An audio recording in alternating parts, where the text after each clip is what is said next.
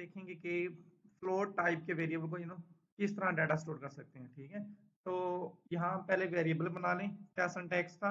Variable name, sorry, data type. पहले data type लिखनी है आप लोगों ने, फिर स्पेस देनी है एक, और वेरिएबल नेम, फिर सेमीकोलन लगा देना। ठीक है, ये सिंटैक्स था। तो हम पॉइंट्स वाला डाटा स्टोर करने लगे हैं, चाहे पॉजिटिव नेगेटिव कोई फर्क नहीं पड़ता। तो फ्लोट भी यूज कर सकते हैं, डबल भी। हम फ्लोट कर लेते हैं पहले। फ्लोट नेम रख लेते हैं बी, सेमी कॉलन। ठीक है, और फिर इसको असाइनिंग वाला भी हमारे पास क्या था, इसको हम लोग कहते थे वेरिएबल डिक्लेरेशन। ठीक है, इसके बाद बी को वैल्यू भी देनी है। उसका सिंटैक्स क्या था हमारे पास? उसका सिंटैक्स हमारे पास था वेरिएबल नेम इक्वल और फिर वैल्यू और फिर सेमीकोलन, ये सिंटैक्स था। तो हमारे केस में वेरिएबल का नेम क्या है? बी। तो वेरिएबल नेम ले लेंगे बी इक्वल वैसे के वैसे सिंटैक्स का पार्ट है, और वैल्यू दे देते हैं 3.14, और फिर एफ भी लिख देते हैं। एक चीज याद रखनी है, जब भी फ्लोट टाइप के वेरिएबल को वैल्यू दें, तो वैल्यू देने के बाद विदाउट एनी स्पेस आपने एफ जरूर लिखना है।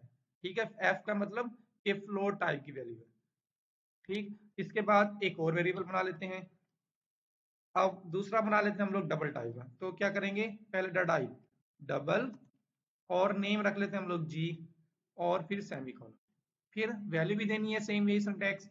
वेरिएबल का नेम क्या है? जी इक्वल, और वैल्यू देंगे 5.12 दे देते हैं, और फिर सेमीकोलन। अब देखो ये डिफरेंस है, जब फ्लोट टाइप की वैल्यू लेंगे तो एफ लगाएंगे, इट मीन फ्लोट टाइप का है। अगर आप एफ नहीं लगाएंगे तो इट मीन ये किस टाइप का है? आपका डबल टाइप का है। तो इसलिए हम यहाँ एफ लगाते हैं। ठीक है, तो इसकी जरूरत नहीं है, इसको उड़ा देते हैं हम लोग।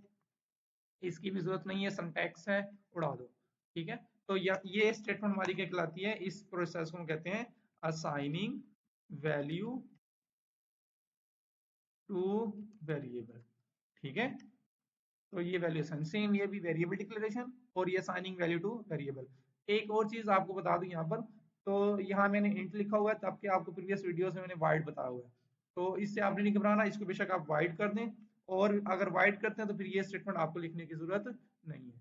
ठीक है, तो इससे कोई फर्क नहीं पड़ता। तो इंट मैं कर देता हूँ यहाँ पर, और यहाँ पर रिटर्न 0। तो आप बेशक वाइड के साथ करने की कोशिश नहीं। चलें, इसको एग्जीक्यूट भी कर लेते हैं, देखते हैं कोई एरर तो नहीं आता।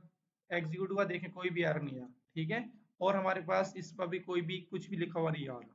तो इस स्टेटमेंट पे क्या है हमारे पास, क्या इम्पैक्ट हुआ है मेमोरी में, ये भी देख लेते हैं। तो मेमोरी की तरफ चलते हैं, इसकी मेमोरी बना लेते हैं हम लोग। तो हमारी एग्जीक्यूशन कहाँ से स्टार्ट होगी? मेन मेथड से। इसके अंदर गए पहली स्टेटमेंट फ्लोट डी। हाँ, एक चीज याद रखनी है आप लोगों ने, ये आपके पास फ्लोट नहीं है, ये आपके पास है डबल। तो इसको मैं डबल यहाँ लिख देता हूँ। ठीक है, तो ये मिस्टेक हुई है यहाँ पर, वो कोड में आपके पास, ठीक है, जैसी यहाँ मिस्टेक हुई है। तो फ्लोट के केस में स्पेस मिलती है 4 बाइट, ये आपने याद रखना है। डबल के केस में स्पेस मिलती है आपको 8 बाइट की। ठीक है, तो इसका इम्पैक्ट जाएगा मेमोरी में। क्या होगा? बी नेम की एक स्पेस बनेगी, ये एक स्पेस बनी, इसका नाम बी आ गया, और ये कितने बाइट्स की होगी? 4 बाइट, बी मीन बाइट्स। और इसका भी कोई ना कोई एड्रेस होगा, तो 3001 सपोज इसका एड्रेस है। फिर नेक्स्ट स्टेटमेंट आपकी एग्जीक्यूट होगी, ये वाली, b इक्वल टू 3.14। अच्छा, यह इसके बाद जो जैसे स्पेस मिली है, इसके बाद आएगा सेमीकोलन। सेमीकोलन का मतलब है ये स्टेटमेंट एंड हो गई है।